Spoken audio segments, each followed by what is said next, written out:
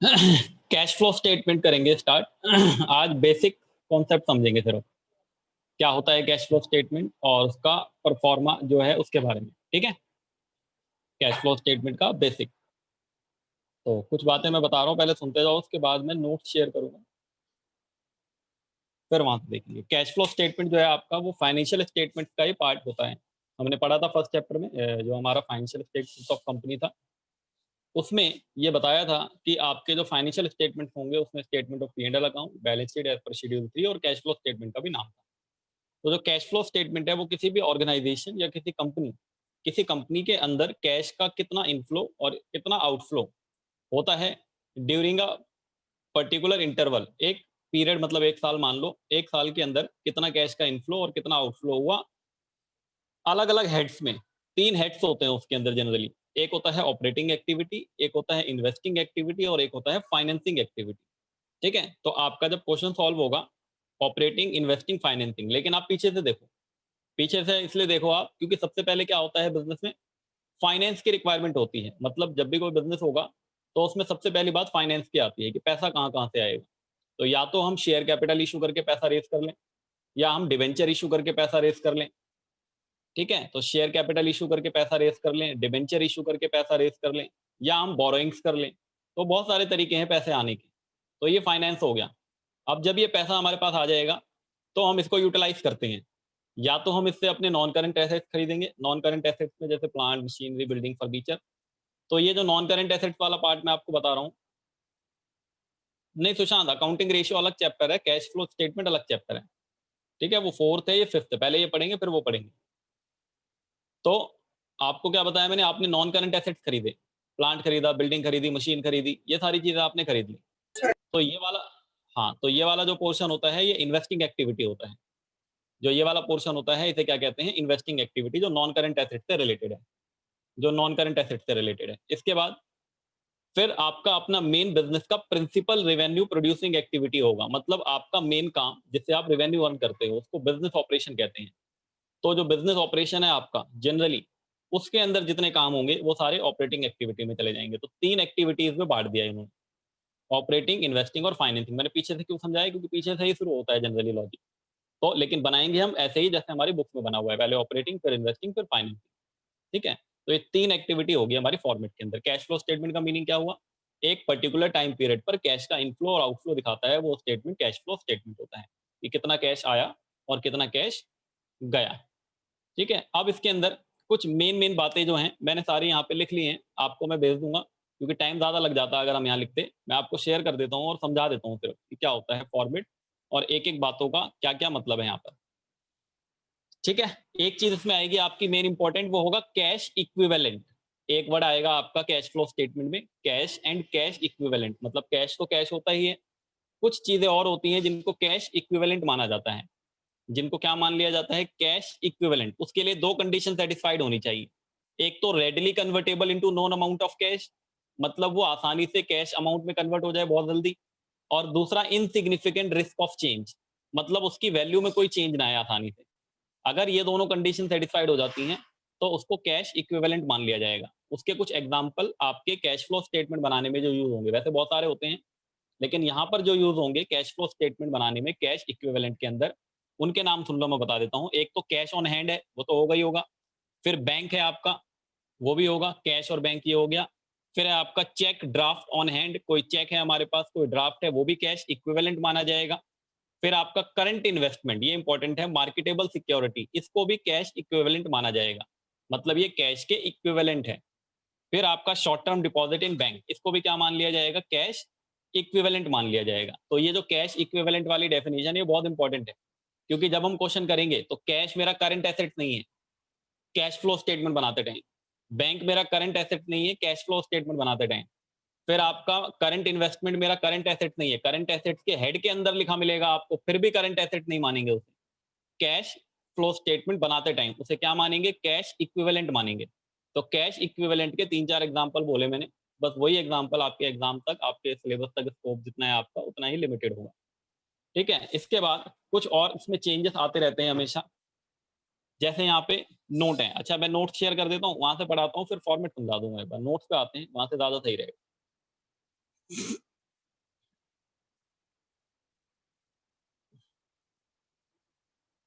कहाँ गया आपका?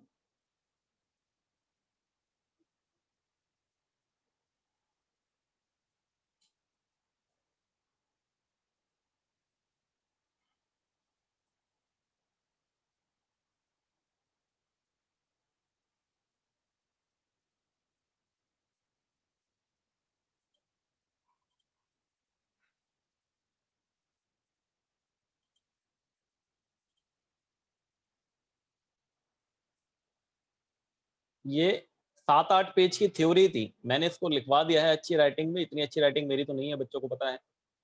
तो आप लोग इसको बाद में जब भी कभी क्लास अभी हमारी खत्म होगी आज की, इसको कॉपी कर लेना ज़रूर। उसके आगे ही कुछ लिखना है फिर हमें, ठीक है? तो मीनिंग आपको कैश फ्लो स्टेटमेंट का यहाँ पे दिखाई दे रहा है।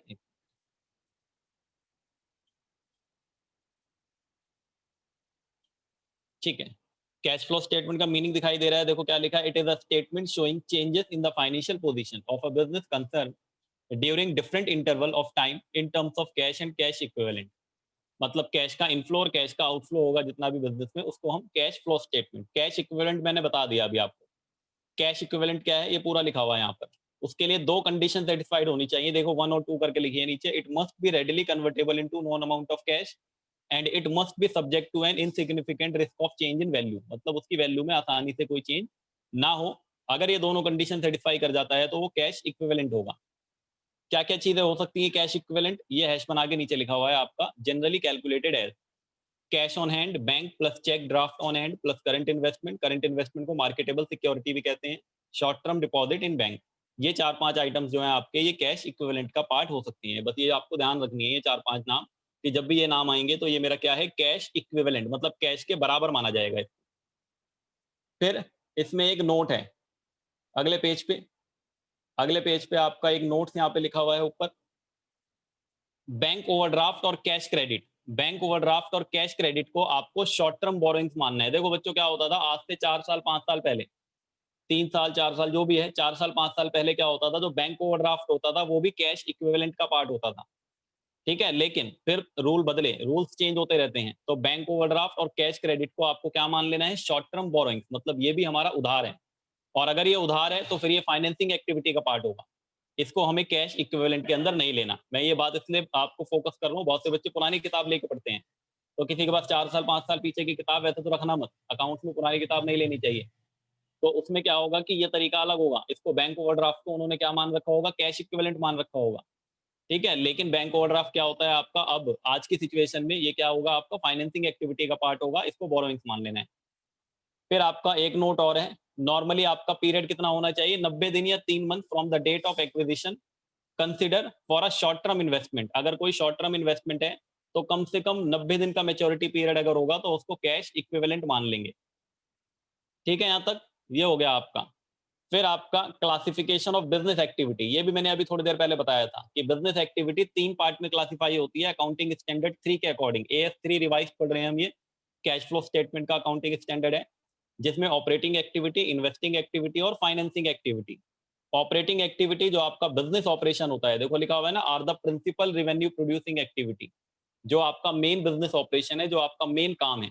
जैसे फॉर एग्जांपल मुझे कोई बच्चा बताना, डिविडेंड, डिविडेंड रिसीव्ड, ये ऑपरेशन एक्टिविटी का पार्ट होना चाहिए या फाइनेंसिंग एक्टिविटी का? डिविडेंड रिसीव्ड,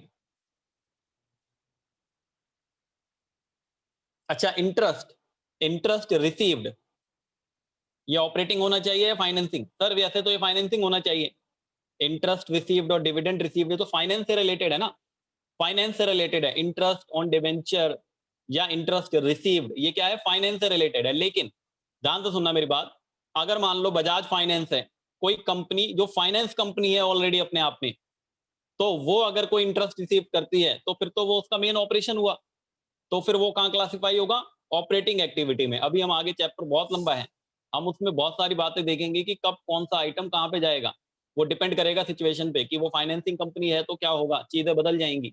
अगर वो नॉन फाइनेंसिंग कंपनी है तो क्या होगा, फिर चीजें बदल जाएंगी। तो इसलिए मैंने आपको क्या बताया, डिविडेंड बोला। डिविडेंड वैसे तो फाइनेंसिंग एक्टिविटी का पार्ट होता है, लेकिन अगर कोई फाइनेंस कंपनी है जिसका काम ही है फाइनेंस देना लेना, तो फिर उसके लिए तो वो मेन ऑपरेशन हो गया उसका। तो बिजनेस ऑपरेशन हो गया तो वो ऑपरेटिंग एक्टिविटी का पार्ट बन जाना चाहिए। तो ये cash flow from operating activity का मीनिंग है। मैंने कुछ एग्जांपल्स लिख दिए हैं इनफ्लो आउटफ्लो के, ये जस्ट ऐसे ही आपके रेफरेंस के लिए बस, वैसे बहुत सारे होते हैं, कुछ लिख दिए हैं कि इनफ्लो कैसे कैसे हो सकता है ऑपरेटिंग एक्टिविटी में और आउटफ्लो कैसे कैसे हो सकता है ऑपरेटिंग एक्टिविटी में। दिख रहा है आपको, या आप बाद में पढ़ लेना, आप लोगों को ये पढ़ना है और अपनी नोटबुक में रीड कर लेना है। फाइनेंस कंपनी होगा तो उस केस में क्या क्या हो सकता है, इंश्योरेंस कंपनी होगा तो उस केस में क्या क्या हो सकता है। हाँ, 2019 वाली बुक से पढ़ सकते हैं, कोई दिक्कत नहीं।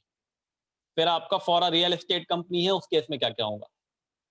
ठीक है, फिर आपका इन्वेस्टिंग एक्टिविटी होता है। इन्वेस्टिंग एक्टिविटी का मीनिंग आपको दे रखा है, मैंने बताया जो नॉन करंट एसेट्स वाला पार्ट होता है, फिक्स्ड एसेट्स वाला, वो सारा इन्वेस्टिंग एक्टिविटी में चला जाता है आपका। फिर इन्वेस्टिंग एक्टिविटी में क्या क्या हो सकता है, इनफ्लो आउटफ्लो। देखो यहाँ एग्जांपल लिखे हुए हैं कुछ। इन्वेस्टिंग एक्टिविटी में इनफ्लो आउटफ्लो क्या क्या हो सकता है, sale of fixed asset, sale of investment, interest receive, dividend receive, rent receive, ये सारी चीजें। आउटफ्लो में आपका purchase of fixed asset, purchase of investment, income tax, जो भी चीजें हैं वो ये हो सकती है फाइनेंस। फिर आपका है फाइनेंसिंग एक्टिविटी। हम क्वेश्चन पे आते हैं ना, फटाफट जल्दी जल्दी पढ़ लेते हैं। Cash flow from financing activity. Financing activity आपका जो फाइनेंस से रिलेटेड है, कैपिटल वगैरह जो होता है, share capital, preference capital, borrowing, debentures, वो सारी चीजें। इसके अंदर क्या क्या हो सकता है, इनके एग्जांपल लिखे हुए हैं, इनफ्लो और आउटफ्लो क्या क्या हो सकते हैं। फिर आपका इसके बाद है फॉर्मेट।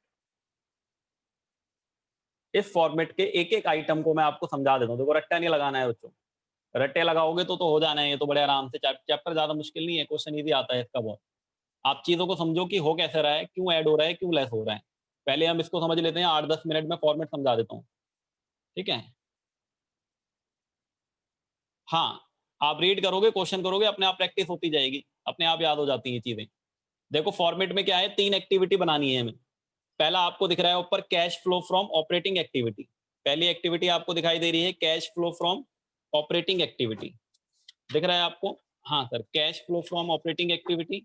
उसमें हमें सबसे पहले क्या लिखना है, net profit before tax and net profit before tax आपको लिख देना है। वर्किंग नोट लिखा हुआ वो निकलेगा, नेट प्रॉफिट बिफोर टैक्स बाद में देखेंगे। नेट प्रॉफिट बिफोर टैक्स आपको यहाँ लिखना है। और फिर इसके अंदर आपको नॉन ऑपरेटिंग या नॉन कैश एक्सपेंस जितने भी हैं वो ऐड कर देने हैं।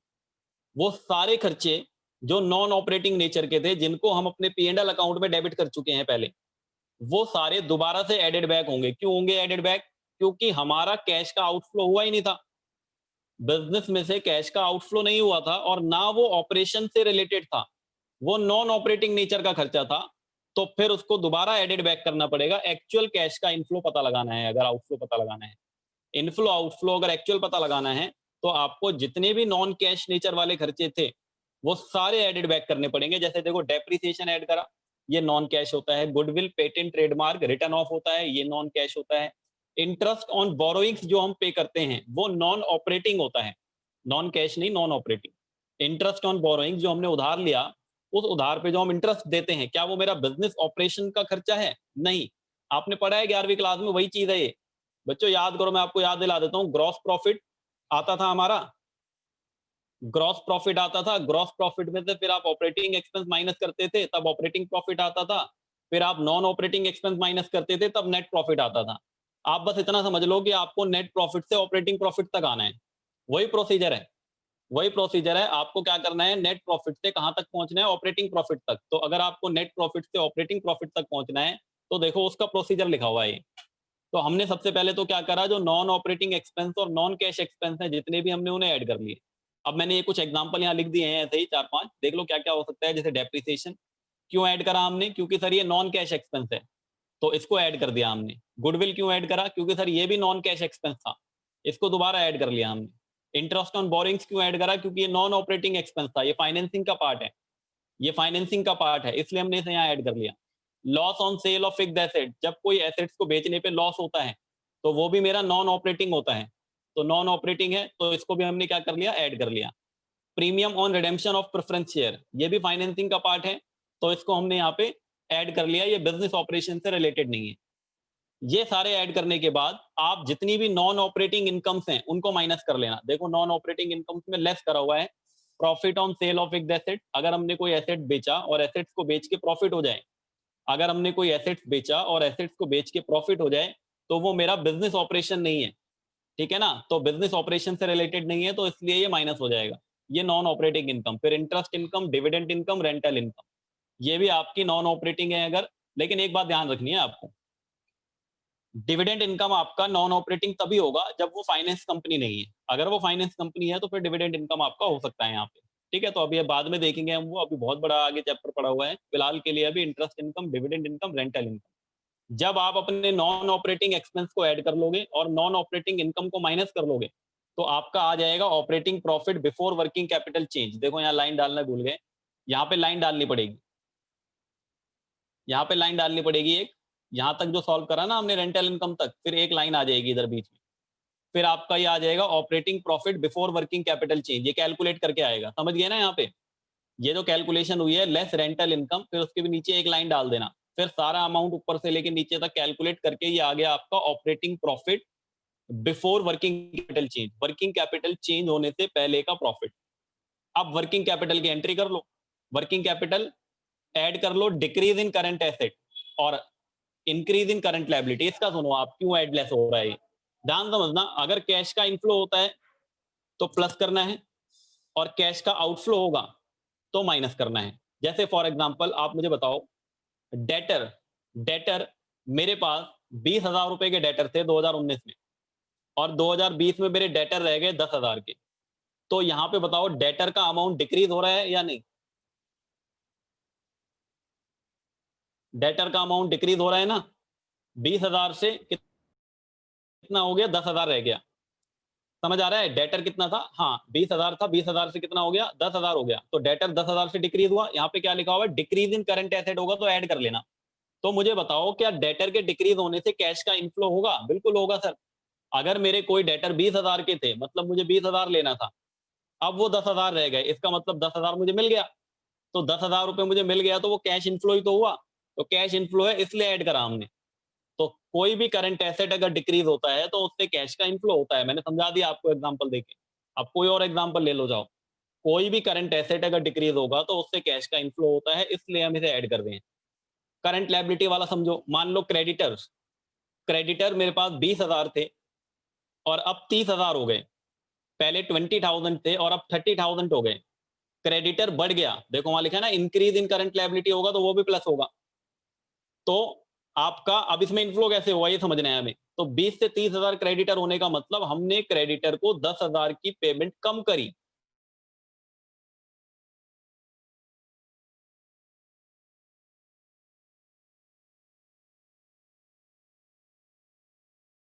नेटवर्क खराब हो रहा है, अब यही दिक्कत आ रही थी।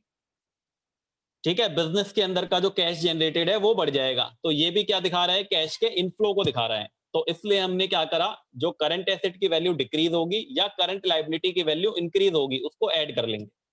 क्यों ऐड कर लेंगे? क्योंकि कैश का इनफ्लो हो रहा है। जब भी कभी कैश का इनफ्लो होगा तो प्लस, और उसके नीचे उसका उल्टा है। अगर करंट एसेट की वैल्यू बढ़े और करंट लायबिलिटी की वैल्यू घटे तो उसे माइनस कर लेना। ये कैश का आउटफ्लो होता है। रट्टे लगाने की बात है, वो तो 2 मिनट में लग जाएगा। देखो कैसे लगते हैं रट्टे, में बता रहा हूं।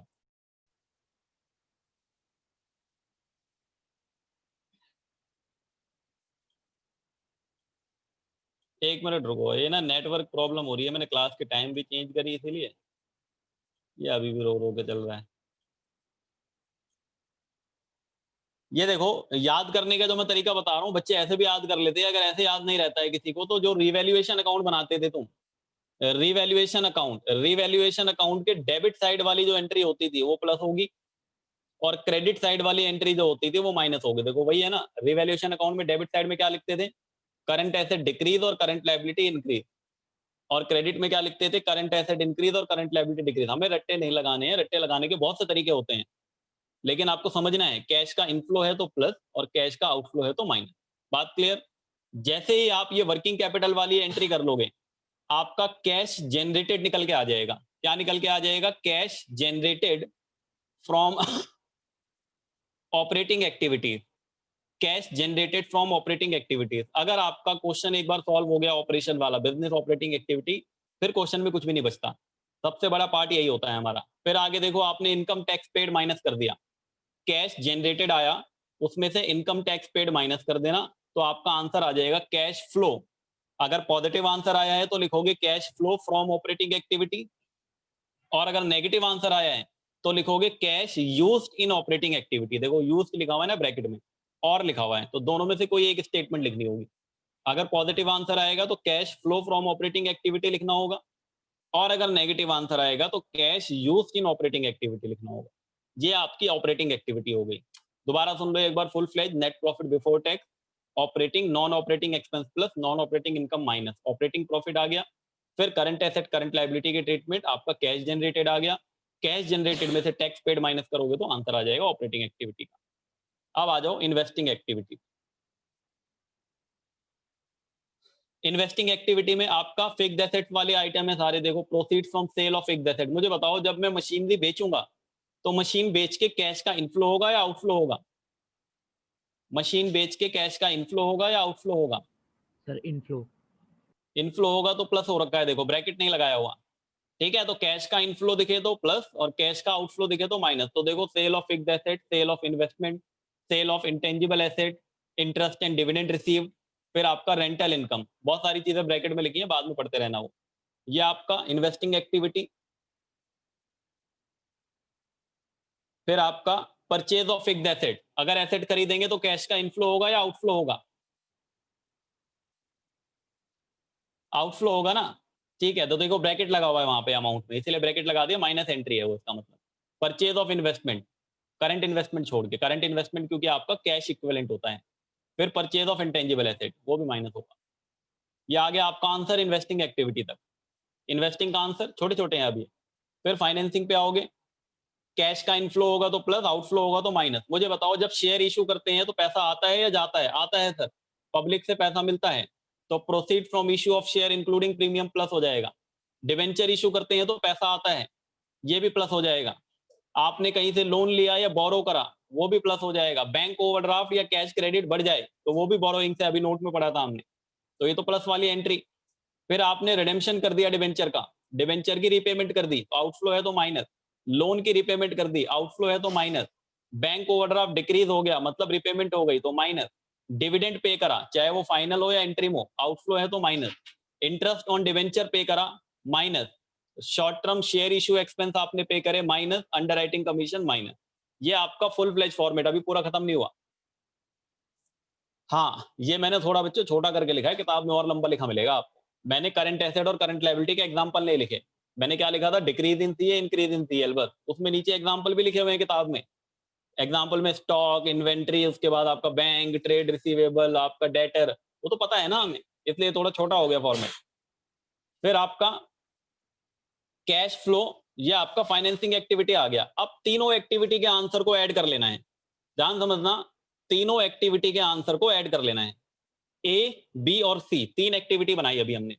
ऑपरेटिंग एक्टिविटी, इन्वेस्टिंग एक्टिविटी और फाइनेंसिंग एक्टिविटी। अरे सारी एंट्री नहीं होंगी ना आपके क्वेश्चन में, क्यों टेंशन ले रहे हो? अभी आप क्वेश्चन कराऊंगा उसमें एक भी एंट्री नहीं आएगी कहीं से। ये तो मैक्सिमम एंट्रियां इतनी हो सकती हैं, एग्जाम में थोड़ी सारी पूछ लेगा वो। ठीक है, तो आपके तीनों एक्टिविटी के आंसर्स आपने क्या करे? हाँ, तीनों एक्टिविटी के आंसर्स आप क्या करोगे? ऐड कर लोगे, और तीनों को ऐड करके अगर आंसर पॉजिटिव में आ जाए तो उसे लिखेंगे नेट इंक्रीज, और अगर नेगेटिव में आ जाए तो लिखेंगे डिक्रीज। देखो लाल पेन से लिखा हुआ है, net increase oblique decrease in cash and cash equivalent A plus B plus C. तीनों को ऐड करके अगर आंसर प्लस में आ जाएगा तो लिखेंगे net increase in cash and cash equivalent, और अगर माइनस में आ जाएगा तो लिखेंगे net decrease in cash and cash equivalent. और जैसे ही ये वाला अमाउंट आ जाएगा, अभी अंदर वाले कॉलम में चला जाएगा अमाउंट। जैसे ही अमाउंट आ जाएगा इंक्रीज डिक्रीज, इसमें आप ओपनिंग कैश ऐड कर लेना। Opening cash and cash equivalent, मतलब जो कैश है वो भी और जो कैश के इक्विवेलेंट है वो भी। जैसे ही आप ओपनिंग कैश ऐड करोगे क्लोजिंग कैश से मैच हो जाएगा। इस क्वेश्चन की एक खासियत होती है, आंसर हमें पता होता है। अगर पूरा क्वेश्चन आया एग्जाम में बनाने के लिए, मतलब पूरा कैश फ्लो स्टेटमेंट तीनों एक्टिविटी अगर बनाने के लिए आई, तो आंसर हमें मालूम होता है। पूरी अकाउंट्स 12th क्लास में एक यही क्वेश्चन ऐसा इकलौता है जिसका आंसर हमें पहले से पता होगा क्या आने वाला है। समझ गए मेरी बात? क्योंकि क्लोजिंग कैश से मैच हो जाएगा। ठीक है, ये तो हो गया आपका फॉर्मेट। अब एक चीज और थी जो स्टार्टिंग में थी, ध्यान से देखो, फिर से आ जाओ स्टार्टिंग में। ये रहा, 40 मिनट में ना अभी फॉर्मेट ही डिस्कस होगा आज बस। ये आपका क्या लिखा हुआ था सबसे पहले? Net profit before tax. ओहो, इसका मतलब ये हुआ कि आफ्टर टैक्स होता है हमारा जो नेट प्रॉफिट आप P&L अकाउंट से निकालते हो, उसमें से बहुत सारी चीजें माइनस हो चुकी होती हैं। आपने पढ़ा था ना पार्टनरशिप की, तो आप पढ़ चुके हो फाइनल अकाउंट। कंपनी के नहीं पढ़े ना हमने, कंपनी के नहीं पढ़े, बट पार्टनरशिप के तो पढ़े हैं। जो प्रॉफिट आता था P&L अकाउंट से, उसका एप्रोप्रिएशन होता था। एप्रोप्रिएशन करते टाइम बहुत सारी चीजें होती हैं। प्रोविजन फॉर टैक्स बनाया जाता है, डिविडेंड पे करा जाता है, उसके बाद आपका रिजर्व में ट्रांसफर कर दिया जाता है, बहुत सारे काम करने होते हैं। तो ये वाला जो प्रॉफिट लेना है हमें यहाँ पर, ये कौन सा लेना है? Net profit before tax. और जो P&L अकाउंट से निकलता है हमारा, वो कौन सा होता है? Net profit after tax. तो हम इसे बिफोर में कैसे कन्वर्ट करें, इसके लिए वर्किंग नोट बना रखा है, देखो लास्ट पेज। 4-5 एंट्रियां ऐड करनी होती हैं, बस ये देख लो। अगर क्वेश्चन में है तो ऐड कर देंगे, नहीं है तो छोड़ देंगे। ये नेट प्रॉफिट बिफोर टैक्स की कैलकुलेशन। सबसे पहले तो प्रॉफिट फॉर द ईयर लिख लेना, closing SPL minus opening SPL. आपको एसपीएल का बैलेंस दिया होगा क्वेश्चन में, क्लोजिंग एसपीएल में से ओपनिंग एसपीएल माइनस कर लेना, आपका प्रॉफिट फॉर द ईयर आ जाएगा। उसके बाद अगर ये 4 एंट्री है जो मैं पढ़ रहा हूं बैक टू बैक अभी, अगर ये 4 एंट्री क्वेश्चन के अंदर हैं तो ऐड कर लेना, और नहीं है तो छोड़ देना। ट्रांसफर टू रिजर्व, अगर हमने रिजर्व में कुछ ट्रांसफर करा, तो अगर हमने रिजर्व में ट्रांसफर करा, इसका मतलब आपका जो प्रॉफिट था, उस प्रॉफिट में से निकाल के आपने ट्रांसफर कर लिया, तो आपका प्रॉफिट घट गया होगा, तो आपको प्रॉफिट दोबारा बढ़ा के दिखाना पड़ेगा। तो इसलिए ट्रांसफर टू रिजर्व है वो ऐड हो जाएगा। प्रोविजन फॉर टैक्स, आपने प्रोविजन बना लिया टैक्स के लिए करंट ईयर के लिए, लेकिन अभी पे नहीं करा है। अभी आपने पे नहीं करा है, प्रोविजन बनाया है, तो इसको भी एडेड बैक करना पड़ेगा। प्रपोज डिविडेंड, प्रपोज डिविडेंड की ना ट्रीटमेंट नई वाली पढ़नी है हमें, AS4 में बाद में पढ़ाऊंगा। अकाउंटिंग स्टैंडर्ड 4 है आपका, अकाउंटिंग स्टैंडर्ड 4 हम डिस्कस करेंगे बाद में। अभी आप ये समझ लो जो प्रपोज डिविडेंड होगा आपका, वो आपका प्रीवियस ईयर वाला ओनली, प्रीवियस ईयर वाला, वो प्रीवियस ईयर वाला यहाँ ऐड हो जाएगा, पेड ड्यूरिंग द ईयर होता है जो। और इंटरिम डिविडेंड जो साल के बीच में पे करा जाता है, वो भी ऐड हो जाएगा। तो 4 चीजें ऐड होती है, याद कर लो फटाफट। Transfer to reserve, provision for tax current year का, प्रपोज डिविडेंड प्रीवियस ईयर का, interim dividend during the year पे हुआ है वो ऐड हो जाएगा। लेस क्या होगा? Transfer from reserve. नीचे देखो लेस में लिखा हुआ है ट्रांसफर फ्रॉम रिजर्व। अगर हमने रिजर्व में से कुछ ट्रांसफर कराया, इसका मतलब हमने पास्ट प्रॉफिट को यूटिलाइज कर लिया, तो वो आपका माइनस हो जाएगा, और फिर आपका आ जाएगा नेट प्रॉफिट बिफोर टैक्स। एक दो एंट्री एक्स्ट्रा लिखी हुई है, उनको मत पढ़ो। Net profit before tax and extra ordinary item. अब बात आती है काम की। कुछ बच्चे ये कहते हैं, या कुछ टीचर्स का ऐसा मानना होता है कि जो ये वाला काम है, क्या इसे हम अपने फॉर्मेट के अंदर कर सकते हैं? कैश फ्लो स्टेटमेंट वाले फॉर्मेट में ही हम सीधा ऊपर लिख दें प्रॉफिट फॉर द ईयर, और फिर हम ये सारी एंट्री करें, और फिर हमारा नेट प्रॉफिट बिफोर टैक्स आ जाए, और फिर हम नीचे कैलकुलेशन करना स्टार्ट कर दें। बात समझाई मैंने क्या कहा? ये वाली कैलकुलेशन जो वर्किंग नोट में करी अलग से, क्या मैं इसको अपने फॉर्मेट में ले जा सकता हूँ? मतलब मैंने जो फॉर्मेट बनाया था पीछे, उसी में इसको रख दूं, और फिर ये नेट प्रॉफिट बिफोर टैक्स आ जाएगा, और इसी के नीचे से मैं ऐड करना स्टार्ट कर, non operating expense, non operating income. बहुत से लोग ऐसे कराते हैं, लेकिन ये तरीका गलत है। AS3 मना करता है हमें। अकाउंटिंग स्टैंडर्ड 3 कहता है कि आपको जो कैश फ्लो स्टेटमेंट स्टार्ट करोगे, वो हमेशा नेट प्रॉफिट बिफोर टैक्स से ही स्टार्ट होगा। तो इसका मतलब ये वाली कैलकुलेशन हमेशा वर्किंग नोट में करेंगे, हम इसको कभी भी अपने फॉर्मेट के अंदर नहीं ले जाएंगे। बात क्लियर है? ठीक है, एक क्वेश्चन करें, छोटा सा। कितने पेज हैं ये? आई थिंक 7 पेज हैं ये। 7 पेज हैं, एक बार देख लेते हैं। एक ये आधा पेज है, फिर एक, दो, दो के बाद एक ये 3, फिर ये 4, 5, 6, 6 के बाद आपका ये 7। 7 पेज का ये नोट्स है आपका। तो 7 पेज का ये नोट्स है, इसको क्या करना है? कॉपी में लिखना है, और उसके आगे से जो मैं कराऊंगा फिर वो सुनते जाना है। यहाँ पे ये 7 पेज का नोट्स है, इसको कॉपी में लिखना है, और फिर उसके आगे से पढ़ना स्टार्ट करना है।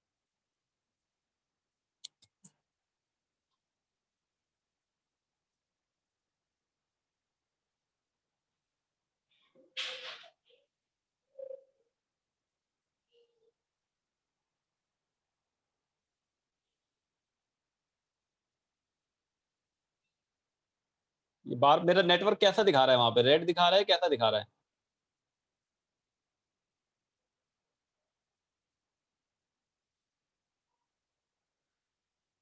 ये मेरा फिर बार बार लेफ्ट क्यों हो जा रही है इधर से दूसरे वाले सेक्शन से क्लास?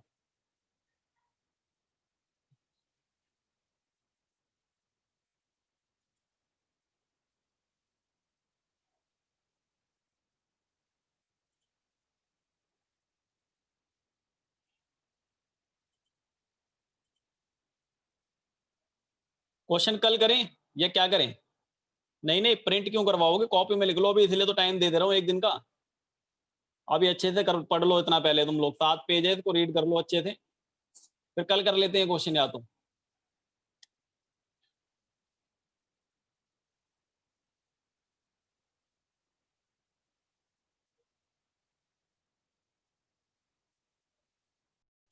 तो क्वेश्चन करते हैं फिर कल की क्लास में। तो सर सारे क्वेश्चन का आंसर पता होगा? कल की क्लास में क्वेश्चन कर लेंगे, अभी हमने कुछ, क्या चीज? आप बोल रहे हैं सारे क्वेश्चन हाँ का बताओ। आंसर पता होगा? क्वेश्चन का आंसर, हाँ, क्योंकि आंसर लास्ट में क्लोजिंग कैच से मैच हो जाता है ना, इसलिए कल कराऊंगा ना एक क्वेश्चन, उसमें समझ आ जाएगा आपको कैसे आंसर पता होगा। लेकिन पहले ना सब लोग पढ़ के आना, ये अगर पढ़ोगे तो ही समझ आएगा, फिर मैं वहां बताऊंगा ये एसपीएल माइनस हो गया, क्लोजिंग एसपीएल ओपनिंग एसपीएल को समझना है, पता लगे वहां पे। तो एक बार अच्छे से पहले फॉर्मेट को रीड कर लेना कि क्या क्या चीजें हैं इसमें, और मैंने जो बताया, या तो मैं दोबारा इसको रिकॉर्ड कर लिया है, भेज दूंगा मैं, फिर से सुन लेना इसे एक बार, जो मैंने रीजन बताए हैं, कौन सा आइटम क्यों ऐड हो रहा है और क्यों लेस हो रहा है। ठीक है ना, एक एक आइटम बता दिया मैंने, क्यों ऐड हो रहा है क्यों लेस हो रहा है, तो उसका रीजन भी पता होना चाहिए हमें कि कौन सा आइटम क्यों प्लस हो रहा है और क्यों माइनस हो रहा है। तो वो सारा मैंने बताया है सिर्फ आज की क्लास में कि फॉर्मेट के अंदर कौन सा आइटम क्यों प्लस हो रहा है क्यों माइनस हो रहा है। अभी ये रीजन समझा है, अब क्वेश्चन जब करेंगे तो फिर वहां पर देखेंगे कि कैसे प्लस माइनस होता है। ठीक है, कल करते हैं क्वेश्चन, फिर बंद करते हैं इसको, ठीक है।